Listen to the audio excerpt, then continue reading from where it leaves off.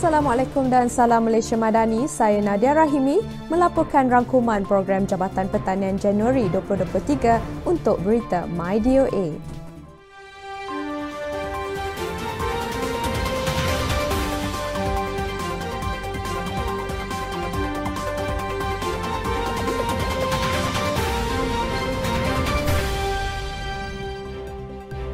Penubuhan 6 federasi koperasi berperanan membantu memperkasakan keterjaminan bekalan agromakanan melalui bimbingan Jabatan Pertanian. Menurut Timbalan Ketua Pengarah Pertanian Datuk Ilyas Saad, warga tani di seluruh Malaysia diseru untuk menyertai koperasi agar dapat menyumbang kepada kemakmuran sosio-ekonomi negara, khususnya dalam agenda sekuriti makanan negara. Beliau ditemui dalam program lawatan penanda aras Gerakan Koperasi Terengganu ke Koperasi Pertanian Negeri Selangor yang turut dihadiri oleh Pengarah Suruhanjaya Koperasi Malaysia Cawangan Negeri Selangor, Zainuddin Muhammad Ali dan mantan Ketua Polis Negara, Tan Sri Abdul Hamid Bado.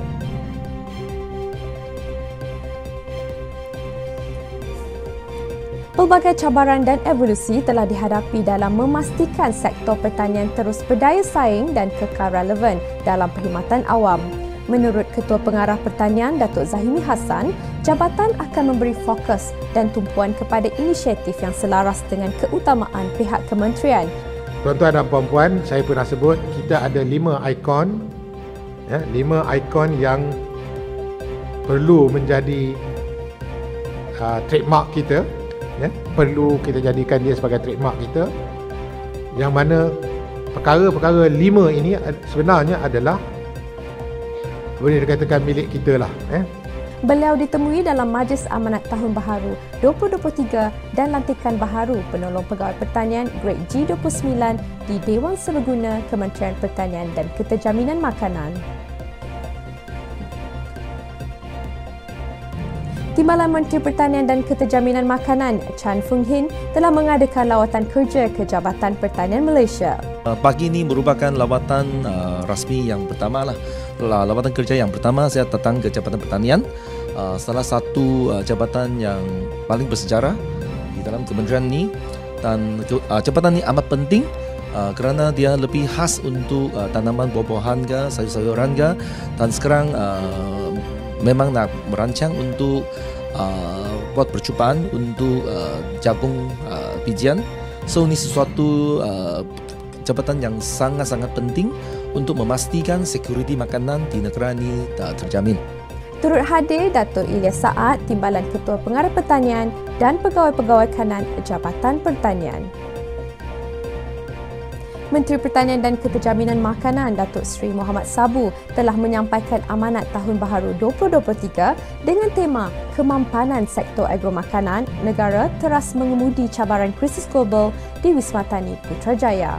Tema amanat yang diangkat pada hari ini iaitu Kemampanan Sektor Agromakanan Negara Teras Mengemudi Cabaran Krisis Global adalah manifestasi kepada peranan kementerian ini sebagai menjamin bekalan makanan negara supaya sentiasa mencukupi dan tersedia buat semua untuk rakyat Malaysia. Kementerian ini juga yang dahulunya dikenali sebagai Kementerian Pertanian dan Industri Makanan MAFI telah dijenamakan semula Kementerian Pertanian dan Keterjaminan Makanan. Turut hadir dalam majlis ini, Timbalan Menteri MAUS Chan Fung Hin, mantan Ketua Setiausaha MAUS Datuk Haslina Abdul Hamid, Ketua Pengarah Pertanian Datuk Zahimi Hassan dan ketua-ketua jabatan dan agensi di bawah MAUS. MyGap, pengiktirafan ladang yang mengamalkan amalan pertanian baik bagi menghasilkan tanaman makanan yang berkualiti dan selamat dimakan. Hasil dari ladang MyGap dianalisi bagi memastikan tiada racun, tiada logam berat dan tiada mikrob berbahaya. Pilihlah produk MyGap. Bagi menjamin bekalan jagung bijian sentiasa ada di dalam negara walaupun berlaku krisis luar jangka di luar negara, MAFS menyasarkan penghasilan 30% keperluan jagung bijian dalam negara menjelang tahun 2032. Jadi hari ini lebih kepada lawatan kerja saya untuk melihat bagaimana kerjasama strategik yang telah dilaksanakan, dan saya fikir itu adalah satu daripada aktiviti yang sangat penting dalam memastikan kita dapat menuai hasil yang besar, kerana ia akan menentukan bahawa hasil itu adalah hasil yang optimal atau tidak. Saya fikir jika ini terus dapat dipertingkatkan, bahawa aktiviti ataupun sektor tanaman bijian jagung ini dapat diperluaskan lagi. Beliau ditemui ketika mengadakan lawatan kerja ke ladang jagung bijian di Lembah Cuping, Perlis.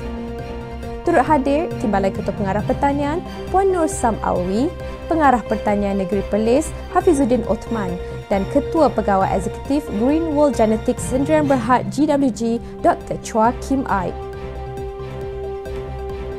Kerajaan akan mula mengagihkan bantuan khas padi Bernas Nasional Berhad (Bernas) di negeri ini dan Perlis bermula bulan depan, sekaligus memanfaatkan lebih 71,000 pesawah.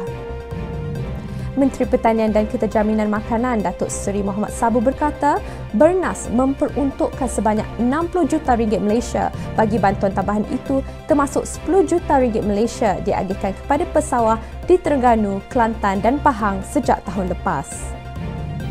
Beliau berkata demikian sewaktu menghadiri lawatan kerja ke negeri Kedah yang bermula pada 24 hingga 27 Januari 2023. Ketua Setiausaha MAFS Datuk Lokman Hakim Ali telah mengadakan lawatan kerja ke pejabat Jabatan Perkhidmatan Kuarantin dan Pemeriksaan Malaysia Makis Pelabuhan Kelang, Barat Selangor. Beliau turut meninjau operasi harian Makis dengan melihat prosedur pemeriksaan keluaran pertanian yang terdiri daripada produk daging dan buah-buahan yang diimport masuk ke Malaysia mematuhi syarat dan peraturan yang ditetapkan oleh kerajaan. Saya dan beberapa pegawai kanan agensi kementerian ke Makis, khususnya yang beroperasi di pelabuhan Westport ini, antara pelabuhan yang sangat aktif dan menerima pelbagai kemasukan konsignmen merupakan tanaman dan juga merupakan konsignmen ternakan produk atau proses. Ia adalah sangat penting kerana ia merupakan satu keselamatan makanan kepada negara. Turut hadir Ketua Pengarah Pertanian Datuk Zahimi Hassan, Ketua Pengarah Perkhidmatan Veterima Dr. Akmal Hamid dan Pengarah Pertanian Negeri Selangor Azhar Ibrahim. Sekian daripada saya untuk rangkuman program Jabatan Pertanian Januari 2023 untuk Berita My DOA. Assalamualaikum dan salam hormat.